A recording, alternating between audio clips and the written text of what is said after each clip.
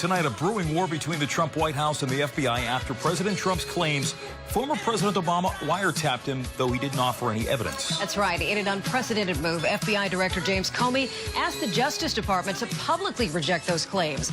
Gary Nordlinger, Democratic strategist and professor in the Graduate School of Political Management at George Washington University, and Spencer Sullivan, Republican strategist and president of Lean Campaign Strategies, are here with us tonight. Guys, thanks so much for joining us. Happy to be on. Pleasure. Thank you. Spencer, let me start with you. The FBI director said no go. The former director of national intelligence said this didn't happen. The former President Obama, denied it.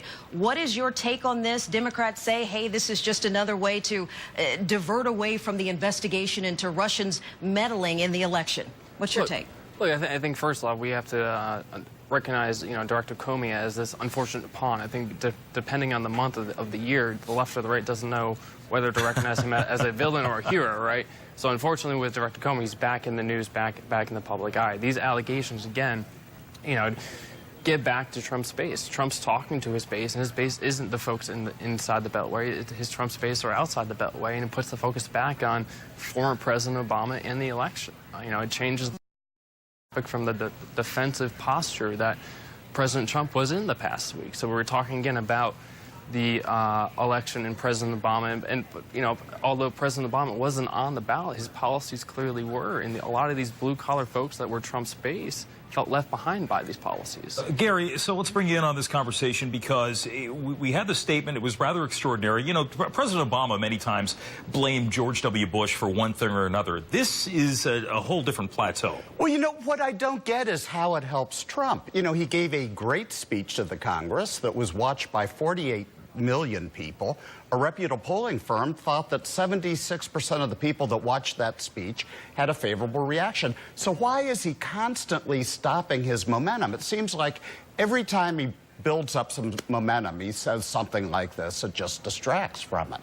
Let me ask you this, Spencer. I know that you are saying that this is playing to the president's base, but when we see the tweets like we saw that came out over the weekend accusing a former president of a felony, and then actually a short time later seeing him going after Arnold Schwarzenegger for a completely different reason, who is that for? Is that for the same base? And do you think these are the actions of someone who should be the president of the United States? Look, President Trump is an outsider, right? He was elected by an outsider.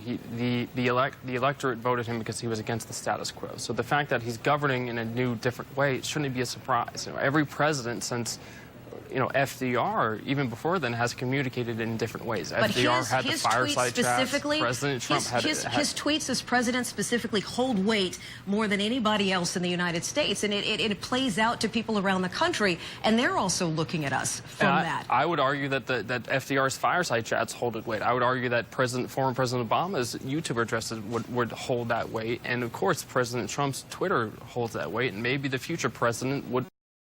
Snapchat at 4 o'clock in the morning would hold the same weight. No. We don't want that. We don't want anybody Snapchatting at 4 in the morning. He was elected as an outsider. He's going to govern as an outsider, and we should, that shouldn't be a surprise. All right. We want to just bring in a quick sound here. This is from Kellyanne Conway. They asked her about this weekend, and this is what she had to say.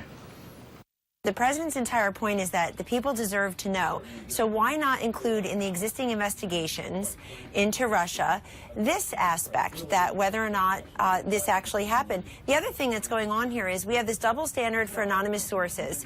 The media love to use anonymous sources for anything and everything that could possibly be derogatory, negative for this president and his administration, and yet they refuse to give any credibility to such sources when it may be something positive or exculpatory. Gary, if I sat at that anchor desk and said that, made that same claim that President Obama was wiretapping President Trump, yeah, you're damn sure that I have to bring some sort of fact to the table. That's part of my job as a journalist. Yes, that's right. And I think what's frustrating to a lot of people is the White House said, we're not talking about this anymore. And I feel like, don't they offer that to the American people? Don't they owe that to the American people? Well, yeah, but if I agree with Kellyanne, I think the Congress should investigate all of this. And for the sake of the Republicans, they should do it really quickly. In 54 years, they have only had the presidency in both chambers of the Congress for 6 years. They have an amazing opportunity to get things done, but they keep getting distracted by these side issues. Well, gentlemen, I don't think the side issues are going to stop anytime No. soon. And I think we're going to continue this conversation about this or something else well into the future. Gary Nordlinger and Spencer Sullivan, thanks so much for joining Thank us you. tonight.